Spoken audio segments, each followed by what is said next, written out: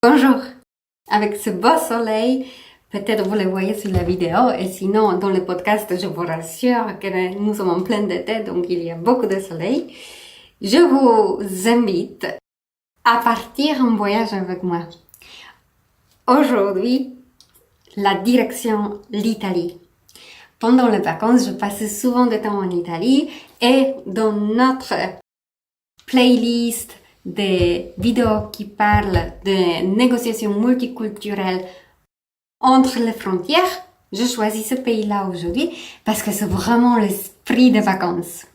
Restez avec moi si vous voulez connaître un peu plus d'informations sur les Italiens, sur leur manière d'être, quel profil ils sont. Si vous connaissez déjà les 3 profils bleu, rouge, vert, peut-être vous pouvez deviner tout de suite parce que cette nation est très particulière, donc c'est très visible quelle couleur domine.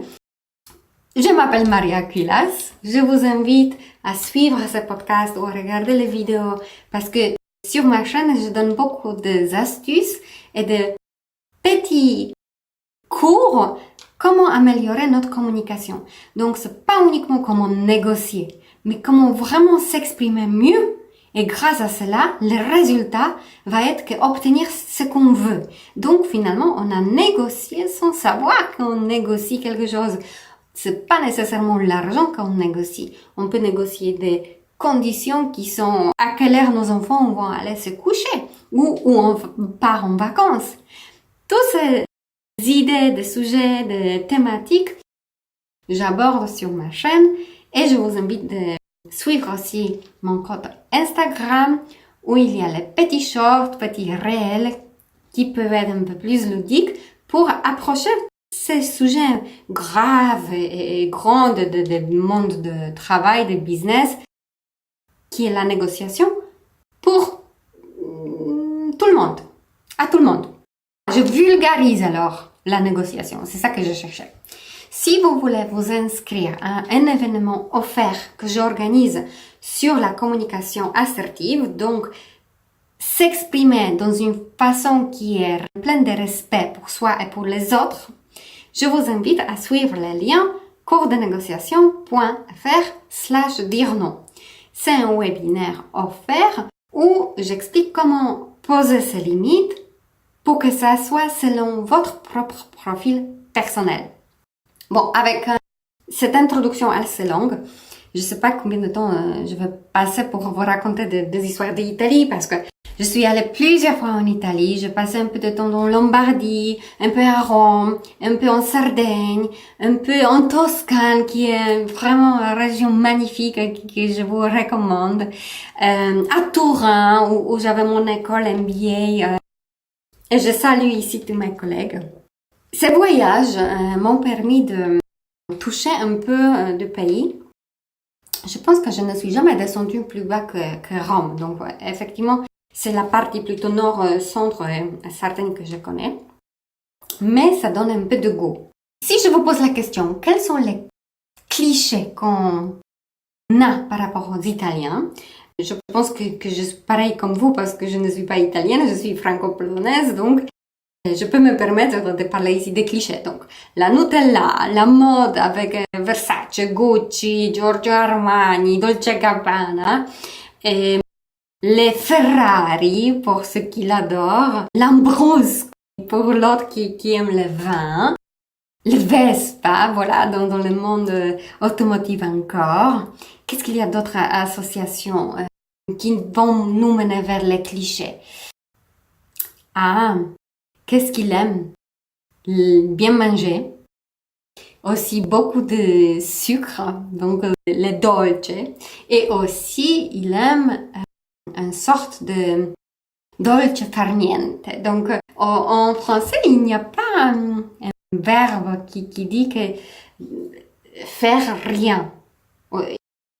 Il n'y a pas cette notion pour expliquer que c'est une activité qui est plaisante.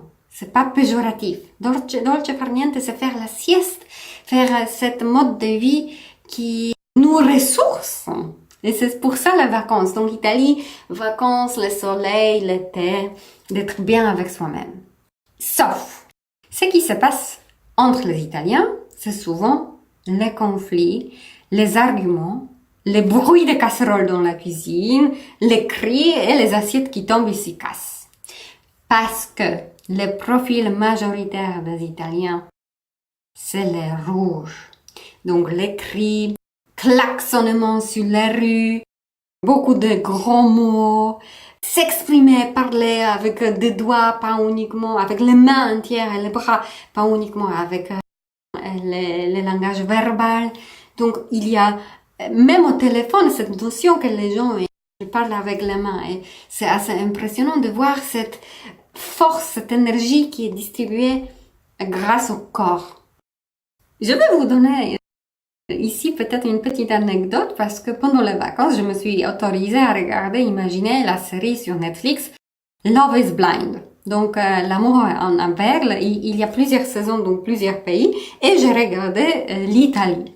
Et là-bas, il y avait une personne qui faisait vraiment un manipulateur. C'était un homme dans ce cas particulier et il jouait comme si c'était vraiment un film et il faisait un acteur devant un certain groupe de gens. Il se comportait comme ça devant les autres. C'était à l'inverse, à l'opposé. Donc, quand les personnes se sont retrouvées à discuter de lui, les images ne collaient pas parce que ce n'était pas cohérent. Et c'était intéressant de regarder comme le public de l'extérieur enregistrement de cette série parce que c'était exactement le cliché d'un Italien qui cherche d'être bien vu, se promouvoir, de mettre sur la première place dans la lumière des réflecteurs et en même temps il fait des bêtises parce que c'est pas en jouant un personnage qu'on n'est pas qu'on deviendra ami avec les gens. C'est uniquement en trouvant sa propre voie, en étant naturel, on attire les gens qui nous aiment. Les restes, ils vont passer leur chemin. Donc, ce n'est pas d'être ami avec tout le monde, ce n'est pas être admiré par tout le monde. Et je trouve que les Italiens ont de temps en temps ce besoin d'être sur les piédestals et admirés par tout le monde. Une autre chose qui vient maintenant à l'esprit, c'est quelques traits de caractère qui sont très appropriés au profil rouge. Donc, par exemple, l'impatience. Quand il y a des choses qui ne vont pas, comme les Italiens ils cherchent, à bouillir. Et aussi cette conviction, cette passion pour avoir raison. Donc, comme pour je vais prendre l'exemple de la cuisine. Comme ils font la cuisine, ils sont convaincus que les recettes ne sont pas modifiables. C'est sacrilège de les ajouter, par exemple, la crème dans les pâtes de carbonara, qui c'est pas la recette italienne si on ajoute de la crème. Et nous, en Normandie, on mange beaucoup de la crème et du beurre en plus avec des pâtes et pas de l'huile d'olive. Donc, vous voyez, c'est vraiment pas compatible, on pourrait dire. Ils ont cette passion, pas uniquement pour la nourriture, mais c'est aussi, par exemple, pour le sport, pour le foot, surtout. Donc, à Torino et les Turins, quand il y a un gros stade, c'est vraiment tout un spectacle quand il y a des jeux. Donc, toute la ville participe.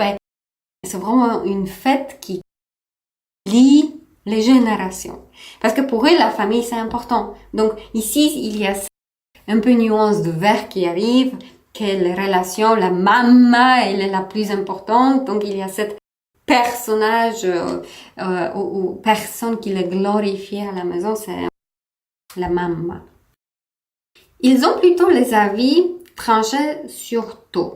Donc, si tu demandes à un Italien pour te donner ce qu'il pense, il y aura toujours la réponse.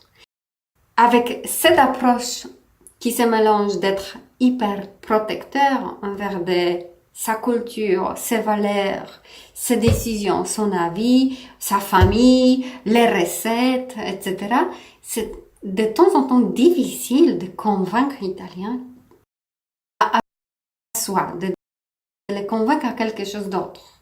Donc, ici, petite astuce pour vous, si vous avez en face de vous un Italien ou une Italienne, ce qu'on peut faire, c'est de le laisser la place. Parce que c'est inutile de discuter avec un rouge que lui, il n'a pas raison quand il est convaincu qu'il a. Donc, comme avec un manipulateur, il y a deux chemins à faire. Soit on commence à les manipuler aussi, soit on se barre. Deux options possibles. Avec les Italiens, je ne dis pas de se barrer parce que les Italiens sont rigolos, c'est très énergique et moi j'adore sortir, boire un coup et d'être dans la présence de mes amis d'école. À nouveau à envie, on a passé de bons temps ensemble dans le groupe des Italiens. Cependant, je vous dis juste que soyez avertis avec qui vous jouez. Et on joue pas trop long et pas trop fort avec le feu. Pour clôturer cette vidéo-là, je vous invite à faire votre assessment. Donc, estimation, quel profil êtes-vous? Parce que je parle maintenant beaucoup de rouge, un peu de vert. Pas du tout de bleu, parce que les Italiens ne sont pas bleus du tout. Sauf les exceptions. Faites le test pour deviner, qui vous êtes. Donc, le test se trouve sur mon page internet, ma page, coursdenégociation.fr. Il y a un bouton « Je me lance ». Ça parle de dire non au travail.